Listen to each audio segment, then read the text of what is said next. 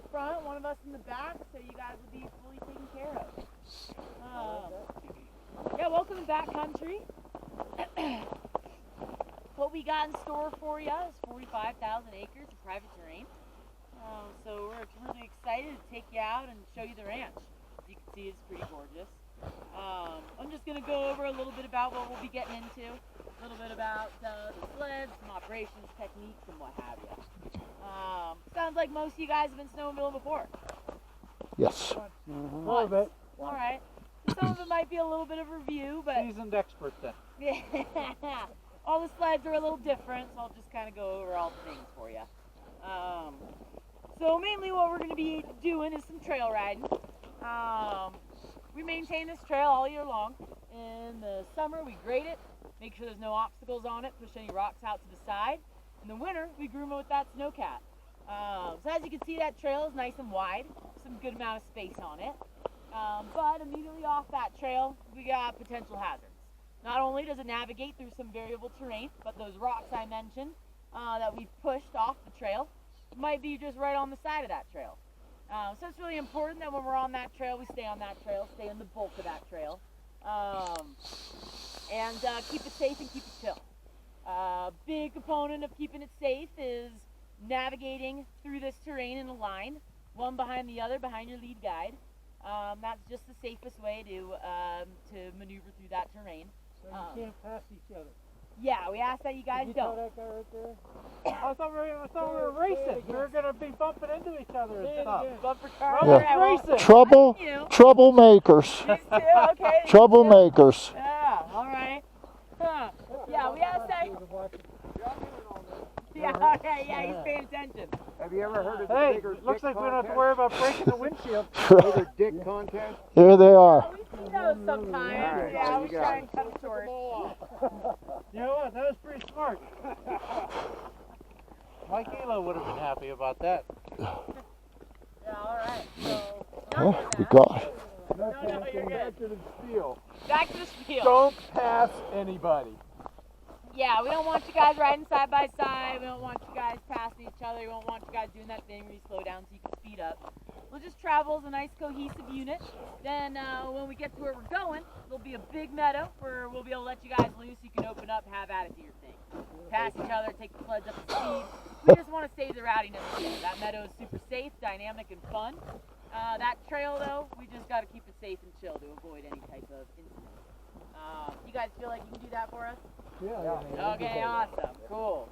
Huh. Sweet. Well, you guys want to come over here, or just get in a position where you can view the sled. I'll go over some of the controls. To get the machine started, we're going to lift up this red box, pull this cord. As you can see, it takes quite a bit of distance to get that cord pulled. Sometimes it's nice to stand up off the machine. Word of caution.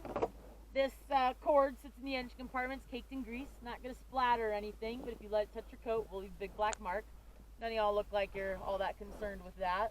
We've got some pretty seasoned gear, maybe some of our gear, so yeah, if you're in our gear, you don't got to worry about it. Heated handles or not heated Yeah, handles? oh yeah, they're heated.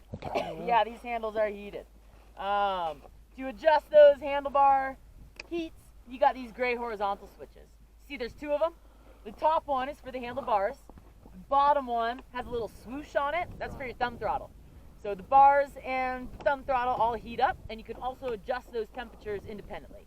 And there's a few increments in there. So I like to start it on the highest setting. They do get pretty hot, so it's nice to know you could dial it back before fully shutting it off. Cool. Then, so we got those over there. The rest of these controls over here, we really don't need. The red one's a parking brake. We shouldn't need that. That's really just for trailering or stopping on hills. We like to avoid stopping on hills. So, yeah, you probably won't be using that red one. This blue one here is your lights. You're welcome to mess around with that, but in the daylight, you won't really see much of a difference. And then this yellow one here, we ask that you guys don't use. The yellow one is reverse. The trail is designed so we don't have to reverse. If you are in a situation where you feel like you do, just holler at me or Dan with your arms and we'll come help you out. So the reverse is just super tricky. Sometimes these machines actually lie to you. They tell you that you're in reverse when you're not. And I've seen people thinking they're in reverse, hit that throttle, shoot forward and damage the sled in front of them. So if you want to avoid incurring any damages, just holler at us. Cool. Do they make the engine run backwards when you put it in reverse? I don't know how. Some of them do that. Yeah, okay, Yeah. interesting. Yeah, Huh, kind of cool. that's kind of cool. Yeah, I'm not really sure the mechanism behind that. Huh, Dan might know, but we can ask him later. Yeah. Cool. So we went over, getting the machine started, lifting up that red box. Everybody forgets that red box, so lift up that red box. If you don't lift it up, you'll be pulling on that cord forever. One of y'all is gonna do it, I know it. But holler at us. But yeah, you lift up that red box, Probably pull me. that cord. Then, as you saw, when I slammed down on that red box, shut the machine down. That's how we're gonna want to turn the machine off. Is that red box? We've got this key over here, but we really don't want to mess with that key. So we'll just keep that key in the position it's at, and just use the pull cord and the box. to The start red the box. Okay. In that way, this red box also works as a safety feature. If at any point you don't feel in control, you end up off the trail, you get stuck, best thing to do, just slam down on that box, it'll shut the machine down and bring you to a slow stop. If, however, that will bring you to a slow stop. If, however, you need to come to a faster stop, a sudden stop, quick stop, you got this mountain bike brake over here. When you squeeze that brake, you'll find it might be kind of stiff. It works really well. That brake works really well. You need to come to that quick stop, this will take you there. So let's not forget we have that brake. For the most part, however, you'll be controlling your speed with the thumb throttle. The more you push on that, more gas it gives your machine, faster you go. When you release that throttle, the machine automatically starts to slow down. So that's pretty much it. You got your emergency shutoff, throttle for speed control, and then brake for sudden and complete stops. Feel good about that? Yep. Yeah, awesome. No gear shifting, none of that. It's pretty simple. Sweet. Then as far as techniques go, these machines, they want to stay flat. They want to take you where you're going. Nature of them is they're kind of squirrely. You just kind of let them do their thing and be loose with them, and they'll take you where you want to go.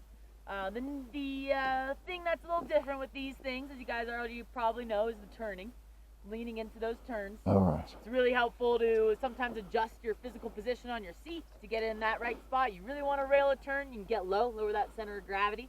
That'll help you get through those turns. Another thing that's helpful is using the throttle. If you're accelerating through a turn, like you might in a car, you may find yourself slipping out of your track and just sliding to the side.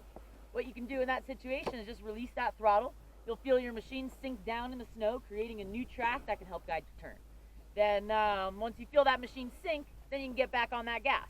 If you slip out again, release that throttle, feel that machine sink, get back on that gas again. So in effect, you may even find yourself bumping that throttle through the turns. Does that make sense to everybody? Cool. If at any point you're finding that a ski is popping up off the snow, you want to take that as an indication that your weight distribution is off for the speed you're taking a turn. Best thing to do in that situation is just slow down. Slowing down will help keep that ski flat. Maybe take your weight, lean into that ski to get it back on that ground. And then that next turn, if you are adamant about keeping that speed,